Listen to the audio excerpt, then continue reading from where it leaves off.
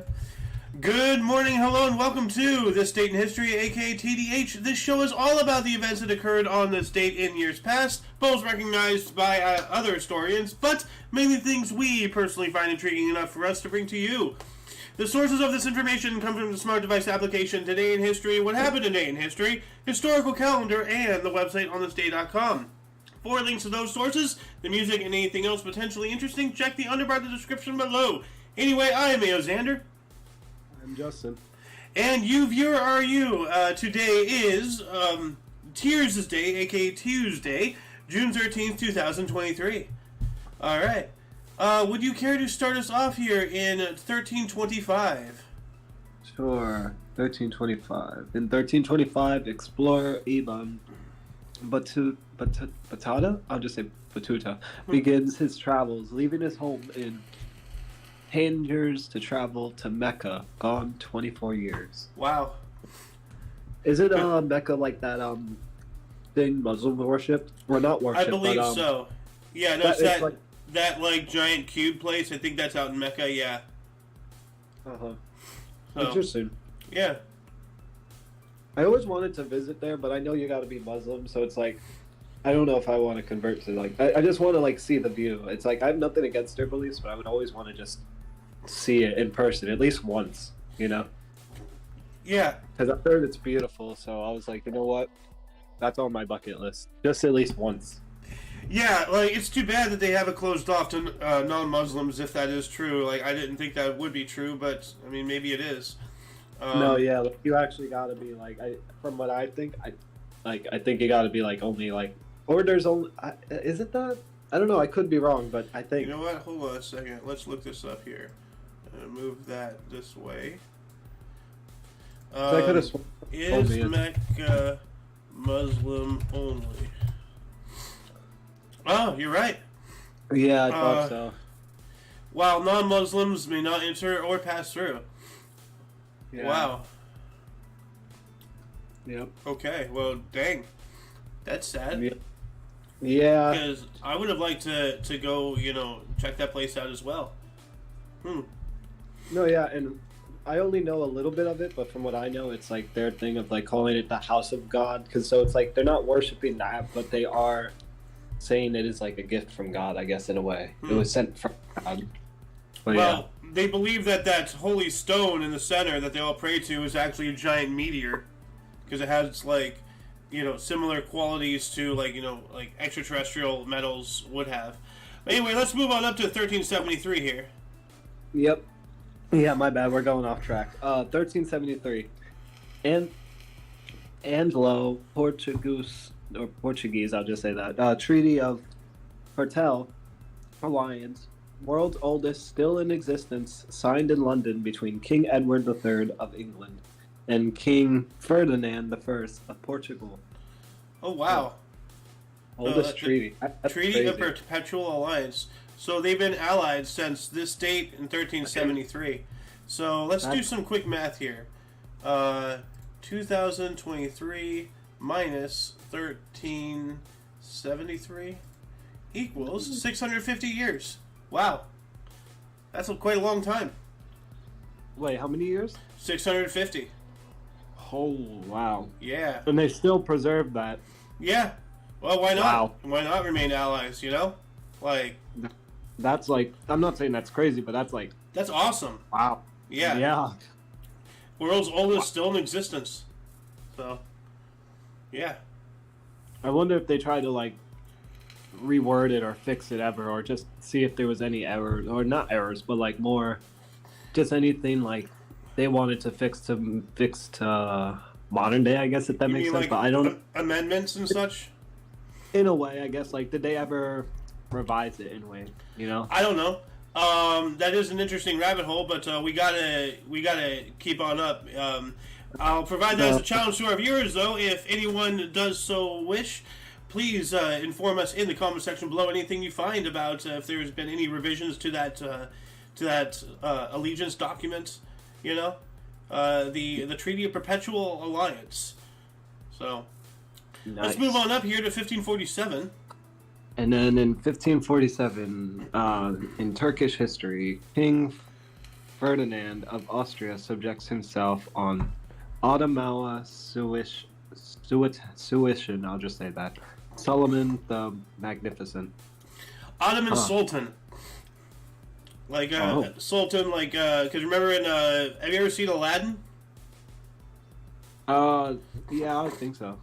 You've never seen the cartoon movie Aladdin? Oh, like the one with the carpet and stuff. Yes, Yeah. of course. Yeah, remember, the princess's dad, the king, was called the Sultan? Oh. Because that's what they call the kings in Arab. They're called the Sultan. Or that like, makes sense. in those Middle Eastern countries and whatnot. Yeah. So he's Sultan of the Ottoman Empire. Suleiman the Magnificent. Wearing a full-on bedsheet on his head. But anyway, we're going to move on up to 1611. Jean Fabricus dedicated earliest sunspot publication. Ooh. Whoa. Documentation of sighting sunspots, which I didn't even realize you can do with the naked eye. When was the telescope invented? 1608. And this is 1611, so wow. So somebody figured out how to like put filters on a telescope to not blind themselves when they look at the sun. And they, I guess, they must have like at a glance observed a sunspot. That's cool. People really ahead of their time before time. Yeah. Wow. Moving on up into 1774, Rhode Island became the first colony to prohibit importation of slaves. Good. And so, 1777, Leonard Norcross patented a submarine diving suit. All right.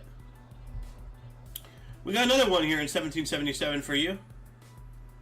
In 1777, Marquis de Lafayette lands in the U.S. Yeah, Marquis de Lafayette helped to train our regular army soldiers with French drills. He was part of the French, upper echelons in their military. So he came down there. He came down here from there to train us, peasant ruffians, into a well-oiled fighting machine. And yeah, we got a lot of help from the French. We really did. So.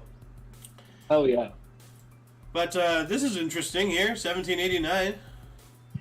My funny thing is, funny you mentioned the French. Not to go off topic for a second, but my city is actually founded by the French too. Funny thing, it's known as, before it was called New Rochelle, it was called La Rochelle. I think it was called. Yeah, something like that. But yeah. Well, what's interesting is that New York City, Manhattan and all that stuff. It was actually called New Amsterdam because it was originally colonized by the Dutch and then taken over by the English. Wow. Yeah. Actually, we spoke about that yesterday. I think I knew it was called New Amsterdam, but I didn't know about the Dutch part, I think. Huh. Well, yeah, because Amsterdam is Dutch in the Netherlands. So, by the way, I love your profile picture. A little, hamster, a rat with the Rastafarian hat and the dreads. I just noticed that. But anyway, let's move on up here. What happened in 1789? In 1789, Mr. Alexander Hamilton. Oh, I seen the show. His show before. Mrs. Alexander Hamilton serves ice cream for dessert to Washington. Oh, okay, nice. Dude, we have documented evidence of ice cream of Washington. George Washington eating ice cream for dessert. Dude, that's who wrote that down? It's the little things like this that you never think that anybody would be interested in, but it's did George Washington ever eat ice cream? Well, yes, he did. Yep. Yeah. Nice. Yeah, that's then 1828. In 1828, Simon Bolivar proclaimed dictator of Colombia. Ooh. Yep. Moving on up to 1854, Anthony Foss of Philadelphia, Pennsylvania, patented the first U.S. accordion, having made improvements to both the keyboard and enhanced the sound. It was patent number 11,062. All right. Interesting stuff right there. Then we have 1860. What? Oh, I was just gonna say, anytime I think of accordions, I think of Weird Al Yankovic. Oh, yeah. Yep. 1865, President Andrew Johnson proclaimed Reconstruction of Confederate States. Yep, so after the war, gotta rebuild. So, and I don't know why this is not highlighted. 1866, the U.S. House of Representatives passed the 14th Amendment for Civil Rights. In 1866. What? Roughly 100 years before the Civil Rights Movement. So, why is this... Passed on the Senate on June 8th, 1866, and ratified 2 years later on July 9th, 1868, the 14th Amendment granted citizenship to all persons born or naturalized in the U.S., including formerly enslaved people, and provided all citizens with equal protection under the laws, extending the provisions of yada yada yada, as it dots off here, as you can see. So I'm going to add these two links here into the underbar, the description below, after the live stream, of course, as per usual. For if anybody is interested in this particular subject matter, they can do some more research, and there you go. So, yep. Anyway, we also have in 1868, Oscar Dunn becomes the first black U.S. citizen to be elected a lieutenant governor, specifically of Louisiana. All right, that's Fire. pretty cool. Yeah, Kentucky. Yeah. Then we also have 1888. The U.S. Congress creates a Department of Labor. What is the Department of Labor? Let's take a look at that here. Department of Labor. The U.S. Department of Labor is one of the executive departments of the U.S. federal government. It is responsible for the administration of federal laws governing occupational safety and health, wage and hour standards, unemployment benefits, reemployment services, and occasionally economic statistics. Okay. Well, it's in the name. So time to add that wiki in there. Yeah, I was going to say, I think I heard of them, but I don't know too much about them. Yeah. Well, I'm trying to bump up the speed here with the show. So let's just zoom on up here. Okay, here. No, let's get this one here. 1914. Hey, Greek. Cool. Okay, in Greek history, 1914. Elphitus Benzelis. I can't even really say that. I know it's a Greek though. Announces that Greece intends to annex Chios and Mytilene, two large islands off the Turkish coast. Greece and Turkey have been heading towards conflict for months over claims to Aegean Islands. Huh. All right, so they're trying to take over more land. So that's an act of war right there. Moving on up to 1920, the U.S. Post Office says children cannot be sent by parcel post after various instances. Are you aware of this occurrence in history? I did not. Yeah, so instead of sending them via like train or like because which would require like the parent to go with them and all that stuff, they discovered it's cheaper to literally send their children via the post office.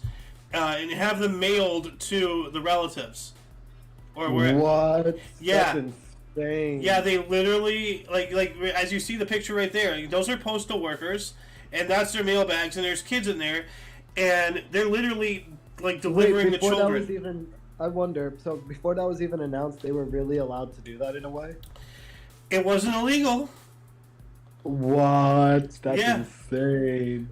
Yeah, that is insane. That's crazy. If there's not a law against it, then nothing's stopping you. So that is crazy. Yeah. Wow. Yeah.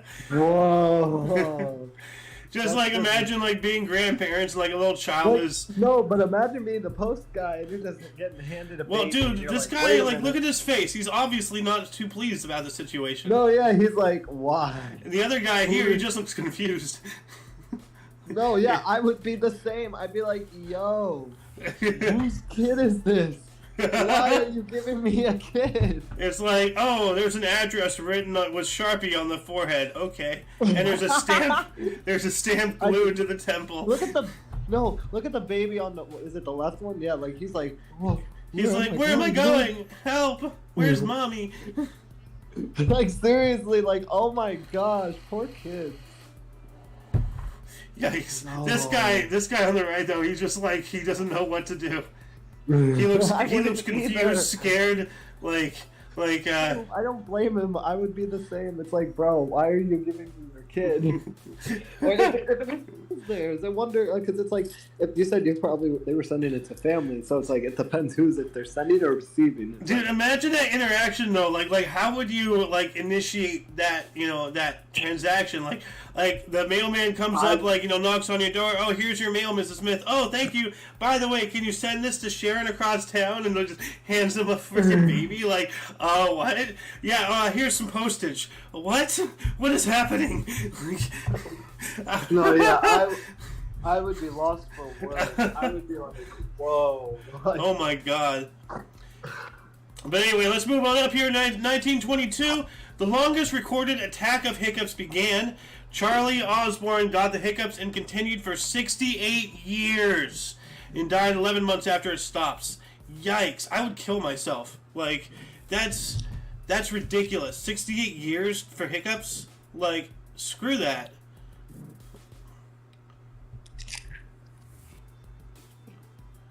What? Like, you have nothing to say? wait, what is it again? I'm sorry, I lost that. He was hiccuping continuously for 68 years. Oh my gosh. Yeah. And then he died like 11 months after it stopped. So, I guess his body got so accustomed to the hiccups that without him it died. That's like psychotically frightening. Trying to find the right words. So, I can't imagine just hiccuping constantly, because I'll be honest, I would be so mad, and I'd probably be cursing after each hiccup. I'd be like, yo, why is this happening? well, that's why I said I would I would commit the unthinkable, because dude, after a day of that, I would be done.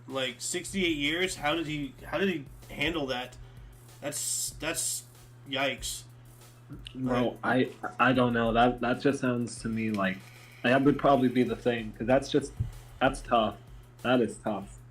Yeah. Anyway, especially imagine when you're sleeping and you just hear that. How are you planning to sleep then? It's like, how do you fall asleep when you're hiccuping? That's what I wonder. How do you eat? How do you drink? You might hiccup in the middle of a swallow and get a chunk of steak in your lung. That's terrifying. Anyway, let's move on up here. 1925, Charles Jenkins demonstrated the transmission of synchronized pictures and sound, basically early television. Wow. Dude, nice. 1925. And then we have a dark moment in history here. Sorry to have you start off with this, but sometimes that's how the crumble cookies. No, it's okay. So in 1933, German secret state police, Gestapo, Geheime Staatspolizei, established by Hermann Göring. Oh, damn. Yeah, the Gestapo. The Yeah. people who went around and rounded up the hiding Jews and all this stuff. Those guys. Damn. Oh. Yep. This one's, these next two, 1942. Wait, what was that baseball one? What team was that? Oh, the Yankees. Go for it. This one? Okay, in 1937, Joe DiMaggio hits 3 consecutive home runs against St. Louis Browns. Dang, I love that's Joe pretty good. DiMaggio. Yeah. He's a legend. Yep. What was the next one now? 1942. All right, 1942, the first V-2 rocket launch. Pneummonde. Germany reached 1.3 kilometers. That's Did I say spooky that? right there, the V2. Yeah. Yeah, no, that was the first man-made object to actually, breach our atmosphere and enter into, space proper. Was a weapon of war designed to blow other people up. Wow. Yeah. What a great legacy we have, huh? Oh, yeah. But Lovely. yeah, while that was happening, we're going to be in 42 here for my entire turn.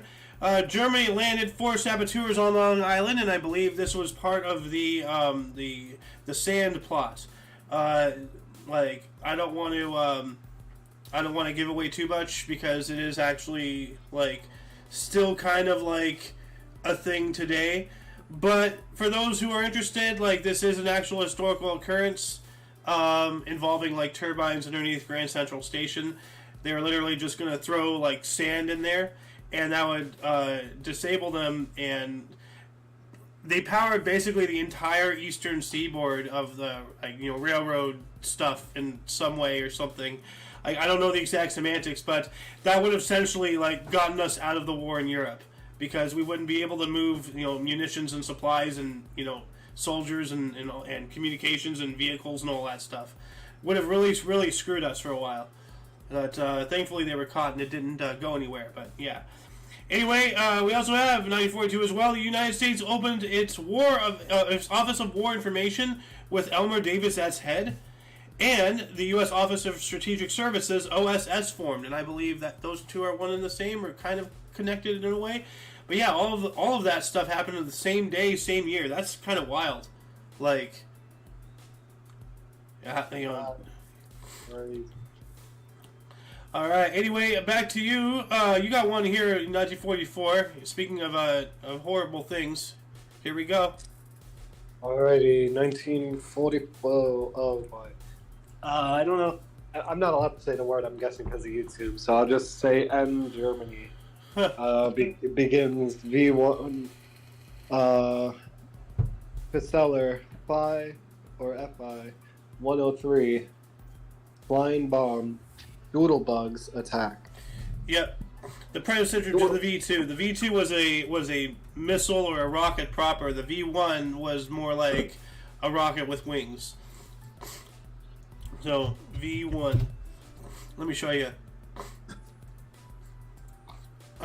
So basically, this is a V1. It was just like a flying bomb. It was like they launched it. This is it was a rocket engine. And they just launched it, and then when it cut out, it just glided and came down, and then just, blew up wherever it landed. And they launched hundreds of those things, thousands, like among the Battle of Britain. They were bombing Britain with planes and with missiles and rockets, and it was absolutely crazy. So wow. Yeah. Wow. Then here we go. Actually, why don't you take 47 and 48, these two here. Hey, okay, so 1947, first night of Fenway Park, Red Sox. First night game, yeah. Oh, wow. First night game at Fenway Park, Red Sox 5 and White Sox 3. Alright, not the biggest Red Sox fan, but that's pretty cool, And for 1948, Babe Ruth, farewell. 1948, Babe Ruth's final farewell at Yankee Stadium. He dies August 16th. Oh. Yeah. Poor Ruth. Yeah. Also, in 1951, the United Nations Armed Forces reached Pyongyang in North Korea. And we pushed, with how Korea went, we kind of, pushed up to the border, and then they pushed us all the way back down almost out off of the peninsula entirely, and then we reestablished the boundary right where it was before the war. So it was a pretty needless, bloody war, honestly. Anyway, moving on up, we got let's see here. We don't care about that. I guess. Let's see here if I can see anything here really quick. Yada yada. Let's just 1958. Frank Zappa graduated from Antelope Valley High School in Lancaster, California. Good old Frank Zappa. And what else do we have here? Film release 1962. Lolita, film based on Vladimir Nabokov's novel, directed by Stanley Kubrick, starring James Mason and Sue Lin, was released. All right. And then let's get back to you.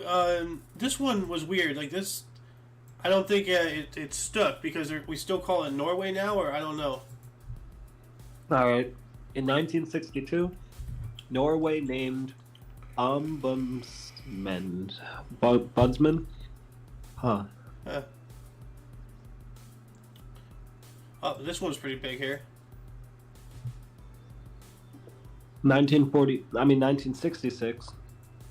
U.S. Supreme Court's Miranda decision suspects must be informed of rights. Ah. So All I right. guess that's where Miranda rights come in. It was a person named Miranda. Yep. Sweet. Yep. And in 1967, Thurgood Marshall nominated as first African American Supreme Court justice. Nice. I'm going to go ahead and end the show actually right here because I'm not feeling too well. So that'll conclude the show. Once again, you can check the underbar in the description for any links you may be interested in, including but not limited to all things Omni Coalition. For your dose of past events daily, we stream every day at 11 in the morning Pacific time. For all of you and all of us, at 11 in the morning Pacific time, which is 12 Mountain, and you're in what, Central or Eastern? I'm in Eastern, so that would be 2 o'clock Eastern. Yep, and 1 p.m. Central. For all of you and all of us, I am Xander. I'm Justin. And you, of course, are you. And until you catch us tomorrow, we might be doing the new show today. I'm not sure. I just kind of feel a little bit out of it right now. So we'll see how things go. But anyway, until you see us next time, don't forget to look right and left at every intersection, rate 5 thumbs, and subscribe. Until later, toodles and please. Once again, go in the underbar in the description below to see like all the history. Like there's so much stuff that we didn't cover. I feel really, really terrible about it. But once again, like I don't want to just be humdrum. I want to make a good show for all y'all.